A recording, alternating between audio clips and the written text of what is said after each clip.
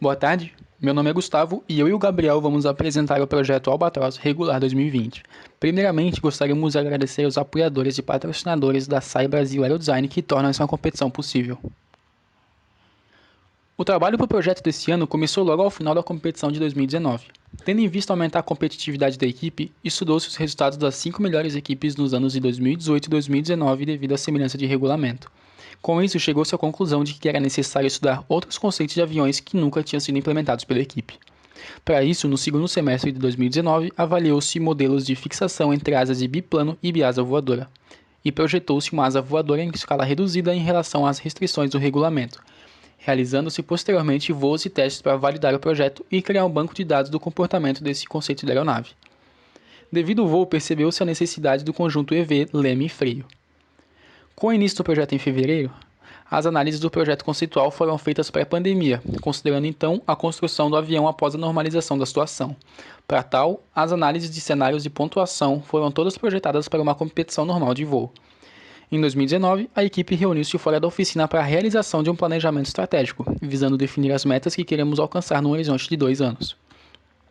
Foram utilizadas ferramentas de gestão para realizar estudos sobre como a equipe se posiciona no cenário da competição para a definição dos objetivos estratégicos, estar entre os 5 primeiros colocados da competição, buscar segurança financeira para a realização do projeto, aprimorar a gestão e manutenção de conhecimento interno da equipe. Tendo em vista os objetivos estratégicos definidos e usufruindo do conhecimento sobre o histórico da equipe, realizou-se uma análise de pontuação, cujo objetivo era definir as metas do projeto 2020. Foram analisadas as pontuações das equipes mais bem colocadas das competições dos últimos anos, com 3 focos principais de análise: nota de relatório e apresentação, pontuações em bonificações e por carga paga. Assim, as metas definidas foram pontuar 100% em todas as bonificações, obter fator de peso vazio de 1,1, atingir 75% da nota total de relatório, atingir 85% da nota de apresentação e levar 12 kg de carga paga no mínimo na competição. Para atingir as metas, definiu-se os requisitos de projeto como construir o avião antes da entrega do primeiro relatório, ter um modelo confiável de freio e retirar carga paga em menos de 1 minuto, além de voar com 85% do MTOW no protótipo, organizar os voos sensoriados para aquisição de dados, criar uma área de apresentação para a organização da mesma e apresentar 3 vezes oficialmente antes da competição. Porém, devido à situação gerada pela pandemia, não foi possível obedecer aos requisitos de projeto relacionados ao voo. No projeto conceitual, foram analisados os 4 cenários que obtiveram os melhores resultados nas competições de 2018 e 2019 devido à semelhança de regulamentos, sendo eles a asa voadora, a biasa voadora, o monoplano e o biplano. Foram prototipados os componentes comuns aos cenários do biplano e monoplano, como freio, EV e H totalmente imóveis e tubo de cauda, a fim de garantir todas as bonificações e garantir sua confiabilidade no projeto.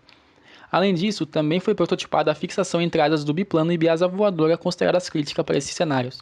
A verificação foi realizada com um protótipo de baixa fidelidade desses componentes, que apresentou as características desejadas para a rigidez estrutural e se mostrou confiável.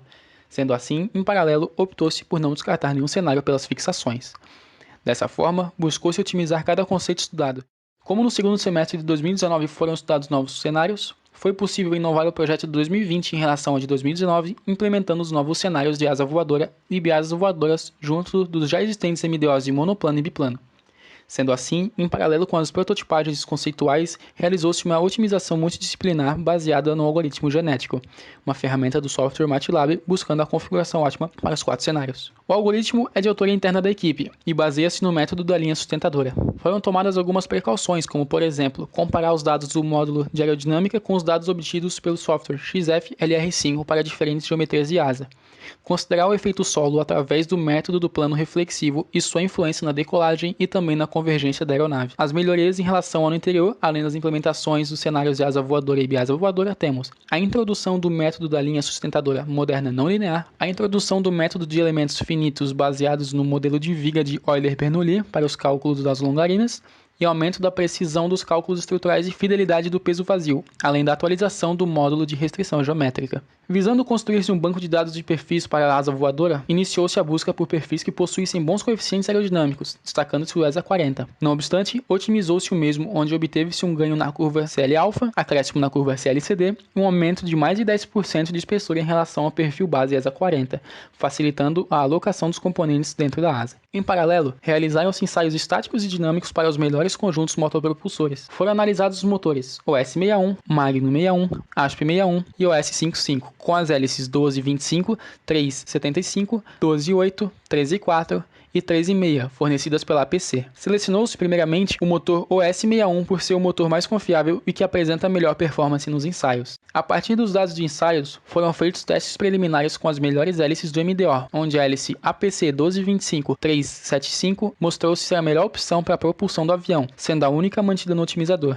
Observou-se experimentalmente durante ensaios uma tendência do motor de diminuir a performance com o aumento da temperatura e, consequentemente, com o passar do tempo, reduzindo a tração e a fidelidade das análises de voo realizadas. Tendo em vista o histórico de altas temperaturas durante a competição de voo e visando maior confiabilidade no projeto, desenvolveu-se um dispositivo que atua como um bucal, aumentando a refrigeração do motor. A partir disso, é definido o MTOW da aeronave e a pontuação final para todos os resultados. Em todos esses pontos, os MDOs funcionam da mesma forma. As diferenças entre os códigos são que, para o biplano e biasa voadora, é considerada a interferência entre as duas asas, a influência da segunda asa no somatório de forças e momentos do avião e a massa adicional gerada pela segunda asa e pela fixação entre asas na previsão de peso vazio. Com os otimizadores e metas definidas, descartou-se o monoplano por não atingir a meta de carga paga. Como a asa voadora possui pouca margem de erro para o peso vazio, optou-se por descartá-la em relação aos demais, e entre biplano e biasa voadora, escolheu-se a biasa voadora para o cenário final pela maior pontuação e MTOW.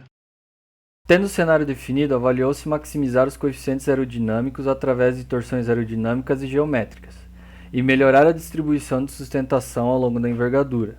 Também avaliou-se reduzir o gap, buscando diminuir o peso vazio do avião. Calculou-se a estabilidade e controle do avião baseados nos seguintes requisitos: a aeronave estática e dinamicamente estável, controles capazes de atender a todas as solicitações durante as fases de voo, e no mínimo qualidade de voo nível 2 nos modos longitudinais e laterodirecionais. Dimensionou-se o controle longitudinal da aeronave para a rotação na decolagem, considerado caso crítico. Utilizou-se deflexões de 25 graus no profundor e 5 graus nos ailerões para cima, fazendo com que o avião atinja ângulo de máxima rotação, aumentando sua carga paga em 6,4%. Realizou-se análise de equilíbrio longitudinal, concluindo que as deflexões do profundor necessárias não ultrapassam seus limites estabelecidos. Verificou-se a influência da posição longitudinal do CG da aeronave em sua carga paga, concluindo-se que a posição estabelecida pelo MDO oferece o maior valor. Posições mais anteriores do CG levam à redução de carga paga e apresentam riscos de tombamento da aeronave durante a decolagem. Escolheu-se a configuração de EV único por apresentar menor área lateral e número de servos. O dimensionamento do leme teve como caso crítico pouso com vento lateral, dado o contexto climático da competição, onde são comuns fortes rajadas de vento. Calcularam-se os modos dinâmicos longitudinais e laterodirecionais nos casos de subida, voo de cruzeiro e descida da aeronave, garantindo a estabilidade dinâmica da aeronave durante todo o seu trajeto de voo. Dimensionou-se os ailerões utilizando o parâmetro velocidade angular PB/2V maior ou igual a 0,1, utilizando-se esse valor baseado em projetos anteriores da equipe que demonstraram tempos de resposta mais adequados para as missões de voo. Em seguida, calculou-se o tempo da aeronave para atingir FI de 30, 45 e 60 graus, obtendo-se qualidade de voo nível 1. Finalmente, analisou-se a qualidade de voo da aeronave, cumprindo os requisitos pré-estabelecidos pela equipe. Obteve-se qualidade de voo nível 2 para o modo espiral, porém, dado o histórico da equipe da competição, esse não costuma apresentar problemas, pois o tempo para dobrar a sua amplitude é grande o suficiente para que o piloto consiga reverter a instabilidade. Com todas as superfícies de sustentação definidas, foi possível calcular as polares do avião. Com todos esses dados, obteve-se o envelope de voo e também o diagrama VN da aeronave para obter as estimativas iniciais de cargas no protótipo, conforme a norma CAR. As distribuições de carga foram calculadas com um tornado, numa rotina do software MATLAB. Para o EV, o caso crítico se apresenta com ângulo máximo de derrapagem, com máxima deflexão do leme. Os momentos de dobradiça das superfícies móveis foram calculados com base na força em cada painel retornado pela simulação de cada caso crítico no tornado. Com o cenário definido, realizou-se uma reunião para definir as principais fixações do conceito, a fim de direcionar as análises de estruturas. Definiu-se então a fixação em formato em N entre as asas, extensão do perfil para a fixação dos mancais do TDP, fixação do motor no perfil central, compartimento de carga no interior da asa inferior, abraçando a longarina com as cargas dispostas lateralmente para ajuste de CG, e uso de EV único com encaixe para perfil de fixação. Para as longarinas, o caso crítico de voo foi rolamento em velocidade de manobra, porém o caso de maior periculosidade foi o de pouso em uma roda. O dimensionamento das longarinas se deu pela busca de geometrias com maiores inércias para elevar a rigidez do componente, uma vez que o cenário atual dificultou a obtenção de materiais que possuem uma maior resistência, sendo necessário trabalhar com o que a equipe tinha disponível. A partir disso, foram analisados dois tipos de estrutura caixão, a primeira de chapa de compensado e a segunda de madeira balsa laminada com fibra de carbono. Optou-se pelo primeiro caso por conta da impossibilidade de testar o processo de manufatura da balsa laminada e por possuir um custo inferior. As longarinas foram analisadas para vários casos críticos em voo, e para o caso de pouso em uma roda devido à configuração da fixação do TDP na longarina, sendo esse último caso o mais crítico. Para a fixação entre asas, optou-se por construir o componente através de dois perfis de PVC expandido laminados com fibra de carbono, interligados por montantes de chapa de carbono, sendo que o perfil da asa de baixo foi utilizado para fixar o TDP. Foram dimensionados para atender aos mesmos dois casos críticos das asas. O TDP, avaliado para o caso de pouso em uma roda com MTOW, foi definido como sendo tubular devido ao excelente desempenho no ano anterior e por ter a possibilidade de se adicionar o freio ao mesmo, a fim de garantir a bonificação de pouso, o qual é composto de peças de PLA e uma pastilha de aço. Para as rodas, utilizou-se o nylon por possuir uma boa absorção ao impacto. Além disso, revestiu-se o componente com borracha para aumentar a eficiência de frenagem. Deu-se maior atenção para as simulações estruturais dos componentes com maior influência na massa do avião, como as longarinas e as fixações entre asas, com o intuito de diminuir a massa dos mesmos. Ao fim do projeto, obteve-se uma redução de 25% de massa dos componentes estruturais. Isso proporciona uma redução de 820 gramas, o que representa um acréscimo de 10,25 pontos, finalizando o avião com um PV de 5 kg. Tendo a geometria das asas definidas, foi estudado um dispositivo capaz de reduzir o arrasto induzido, sendo o mesmo o grande responsável pelo arrasto global da asa. O endplate foi analisado, já que sua interferência nas dimensões são mínimas. Porém, quanto menor a área lateral, melhor para a estabilidade da aeronave, mas tornaria a mesma pouco controlável. Então o endplate foi descartado. Para descrever os fenômenos aeroelásticos, utilizou-se do método de elementos finitos no software FEMAP, usando o NX-Nastran como solver. Utilizou-se a SOA 146 para descrever divergência e flutter e a SOA 144 para a reversão de comando. O FEMAP utiliza dois modelos de elementos finitos, um com elementos estruturais e outro com elementos aerodinâmicos. O software oferece uma solução acoplada da resposta do modelo estrutural com carregamento aerodinâmico por meio de splines. Utilizando-se do método PK, o avião completo foi simulado em um range de velocidades que abrange VS e VD. Foram simulados os 6 primeiros modos de vibração. Dentro do range estudado, a aeronave encontra-se livre dos fenômenos de flutter e divergência. Também foi analisada a reversão de comando para profundor e aileron. A eficiência dos comandos foi analisada no mesmo range de velocidades do flutter para o fenômeno RDC, segundo a SOA 144. Observou-se que o avião se encontra livre de falha estrutural por reversão de comando dentro do envelope de voo. Com todos os componentes móveis dimensionados, foi possível calcular o torque necessário dos servos que os movimentariam, e com isso definir quais seriam os servos presentes no projeto, sendo o MKS DS450MG o escolhido.